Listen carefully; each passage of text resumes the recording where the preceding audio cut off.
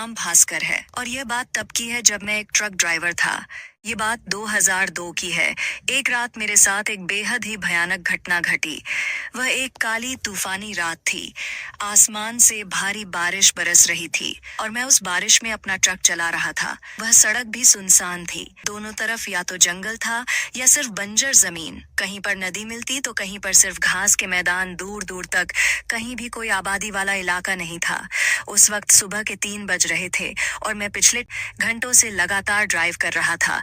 बारिश और हवा इतनी तेज थी कि मुझे सड़क देखने में परेशानी हो रही थी। मैं पिछले कई सालों से ट्रक चला रहा था। मुझे अकेले ही लंबे लंबे हाईवेज में ट्रक चलाने का अच्छा अनुभव था।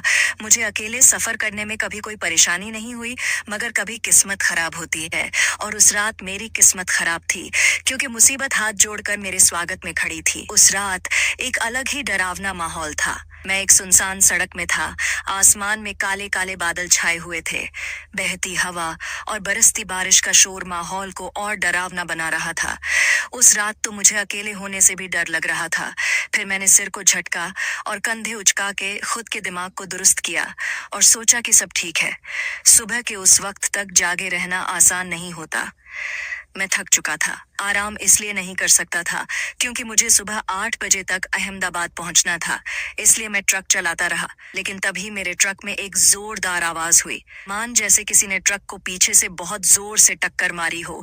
और बस तभी मेरा ट्रक बहुत जोर जोर से डगमगाने लगा। मेरी जान हलक में आ गई क्योंकि मुझे वह ट्रक संभालना मुश्किल हो रहा था। मैंने ट्रक के डैशबोर्ड में नजर डाली तो देखा इंजन का टेम्परेचर हाई था। मुझे समझ आ गया था कि कुछ ना कुछ तो गड़बड़ है। मुझे उस सड़क में कोई एक सेफ जगह ढूंढकर ट्रक को सड़क के किनारे पार्क करना था, क्योंकि पीछे से उस टक्कर की वजह से मेरे ट्रक का बैलेंस बिगड़ गया था। मुझे कुछ दूरी पर सड़क के किनारे एक साफ सपाट जगह दिखी जहां मैं अपना ट्रक रोककर पार्क करने वाला था। इससे पहले कि मैं उस जगह तक पहुंचता, मेरे ट्रक में एक और जोर की टक्कर हुई और मेरा ट्रक डिसबैलेंस होकर रगड़ता हुआ सड़क के किनारे लगे हुए रेलिंग में टकराकर पलट गया और पलटिया खाता हुआ सड़क के किनारे एक गड्ढे में जा पहुंचा। बस यह आखिरी दृश्य था जो मुझे याद है। उसके बाद मैं बेहोश हो गया और जब होश आया तो मैंने खुद को एक सपाट जमीन में पड़ा हुआ पाया।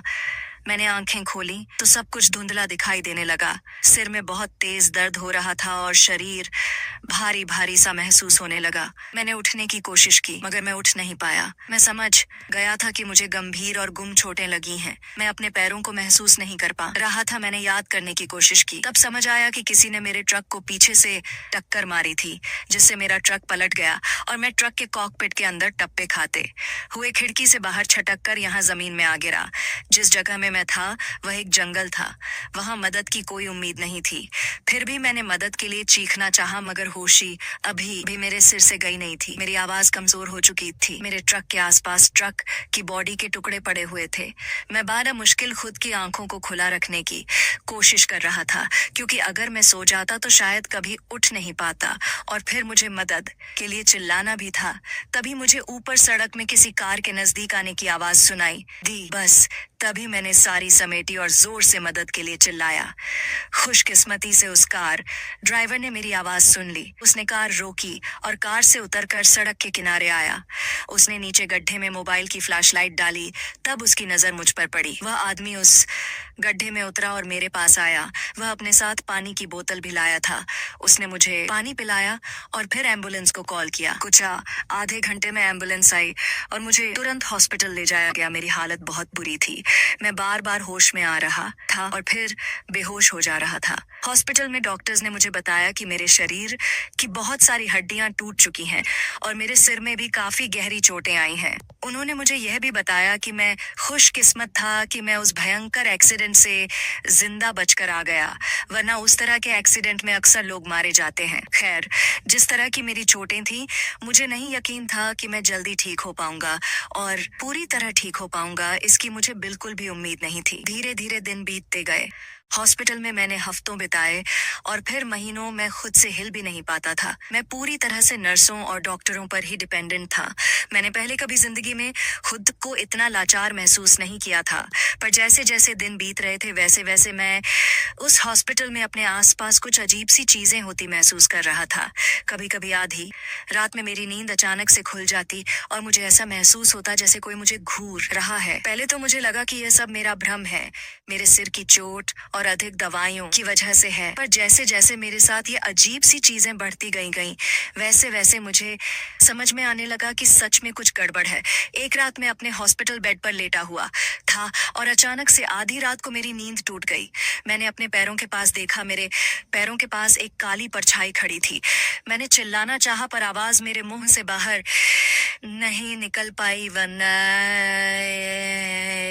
काला साया धीरे धीरे मेरे नजदीक आने लगा और वो मेरे चेहरे के एकदम करीब आया। मैं उसकी ठंडी सांसों को अपने चेहरे पर महसूस कर सकता था।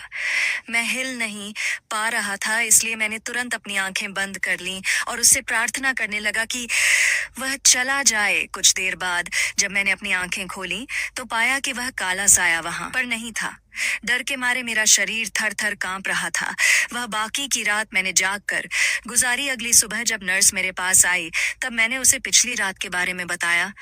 नर्स ने मेरी बात का यकीन नहीं किया। शायद उसका मानना था कि यह सब मेरे ब्रेन डैमेज की वजह से और दवाइयों के असर की वजह से हो रहा है, पर वह सब मेरे लिए एकदम रियल था। उस दिन के बाद से वह काला साया मुझे हर रात दिखाई देने लगा। हर बार वह मेरे और ज्यादा करीब आने लगा। उसके बाद मैंने गांव में थोड़ी सर्च की और पाया कि जिस जगह में मेरा एक्सीडेंट हुआ था उस जगह में पहले भी कई सारे एक्सीडेंट हो चुके थे, जिनमें कई लोगों की मौत भी हो चुकी थी। कई ट्रक ड्राइवरों के साथ उस हाईवे के उस पर्टिकुलर पार्ट में अजीब और गरीब घटनाएं भी हो चुकी थीं। कई लोगों ने तो एक काले साए को बीच सड़क में खड़ा भी देखा, जिसकी वजह से ड्राइवरों का अक्सर संतुलन खो जाता और उनका एक्सीडेंट हो जाता। इसका मतलब मैं सिर्फ अकेला नहीं था जिसके साथ वो हुआ था। मैं डरा हुआ था और मेरे अंदर गुस्सा भी था कि आखिर यह मेरे साथ क्यों हुआ। मैं जानना चाहता था कि इसमें मेरी क्या गलती है। मैं जानना चाहता था कि वह काला साया कौन है या क्या है और वह मेरे पीछे क्यों पड़ा है। एक रात मैं अपने हॉस्पिटल बेड में लेटा हुआ था, तभी आधी रात को मेरी नींद फिर से खुली और मैंने उस काले साए को फिर से देखा। वह काला साया धीरे धीरे मेरे करीब आया और एकदम मेरे कान के पास आकर उसने मेरे कानों में फुसफुसाना शुरू किया। वह मुझे अपनी कहानी बताने लगा। उसने बताया कि वह एक ट्रक ड्राइवर की आत्मा है जिसका एक्सीडेंट कुछ साल पहले उसी हाईवे में ठीक उसी जगह में हुआ था। वह भी एक रात उसी हाईवे में अपना ट्रक लेकर जा रहा था। तब उसके ट्रक में अचानक से कोई टेक्निकल इशू आया जिसकी वजह से उसका एक्सीडेंट हो गया और उस एक्सीडेंट में उसकी मौत हो गई, मगर उसकी आत्मा को कभी शांति नहीं मिली। इसीलिए वह बाकी सभी ट्रक ड्राइवर्स के साथ भी वही करना चाहता है जो उसके साथ हुआ। वह सबसे बदला लेना चाहता है, क्योंकि उस रात जब वह घायल था वहां से कई ट्रक्स गुजरे। उसने मदद के लिए चिल्लाया, मगर किसी ट्रक ड्राइवर ने अब अपना ट्रक नहीं रोका। बस इसी बात की भड़ास और गुस्सा उस ट्रक ड्राइवर की आत्मा के अंदर था। इसीलिए अब वह सभी ट्रक ड्राइवर से अपनी मौत का बदला लेना चाहता है। मुझे अपनी कहानी बताकर वह काला साया वहां से गायब हो गया। अगली सुबह मैंने फैसला किया कि मैं उस भटकती आत्मा की मदद करूंगा और उसे इस दुनिया से उस दुनिया में भेजूंगा। मैंने अपने डॉक्टर्स से और नर्सेस लैब्स, किसी ने मेरा यकीन नहीं किया। उनका मानना था कि यह दवाइयों का असर है और ब्रेन डैमेज का साइड इफेक्ट। तब मैंने अपने एक दोस्त को उस बारे में बताया। मेरा दोस्त भी ट्रक ड्राइवर था। उसे मेरी बात पर यकीन हो गया, क्योंकि उसने भी उस हाईवे के उस इलाके में देखे जाने वाले काले साए के बारे में सुन रखा था। तब मेरे दोस्त ने मुझे एक क्रिश्चियन प्रीस्ट के बारे में बताया जो वहां हॉस्पिटल में आकर उस भटकती आत्मा के लिए दुआ कर सकता था। अगली रात वह क्रिश्चियन प्रीस्ट मेरे पास आया और उसने उस भटकती आत्मा के लिए प्रार्थना की और उसे बताया कि दूसरी दुनिया के द्वार उसके लिए खुल चुके हैं। वह अपने मन से गुस्सा, नफरत और बदले की भावना को धरती पर ही छोड़कर उस दूसरी दुनिया में प्रवेश कर सकता है। और शायद ऐसा ही हुआ। वह भटकती आत्मा दूसरी दुनिया में चली गई, क्योंकि अगले दिन से वह काला साया मुझे दिखाई देना बंद हो गया और धीरे धीरे मेरी इंजरी भी ठीक होने लगी। मैं हॉस्पिटल से डिस्चार्ज होकर घर चला गया, मगर ब्रेन डैमेज अभी भी पूरी तरह से रिकवर नहीं हो पाया था। एक दिन मैं अपने गार्डन में बैठा अखबार पढ़ रहा था कि तभी एक ठंडा हवा का झोंका मेरे चेहरे पर आया और मेरे कानों में किसी ने फुसफुसा या थैंक यू। दोस्तों, अगर आपको ये कहानी अच्छी लगी तो इस वीडियो को लाइक जरूर कीजिएगा। चैनल सब्सक्राइब नहीं किया तो सब्सक्राइब कर लीजिएगा। मेरे चैनल में इसी तरह की कई और दिलचस्प कहानियां हैं, उन्हें भी जरूर सुनिए। मुझे और इस कहानी को यहाँ तक सुनने के आपका धन्यवाद।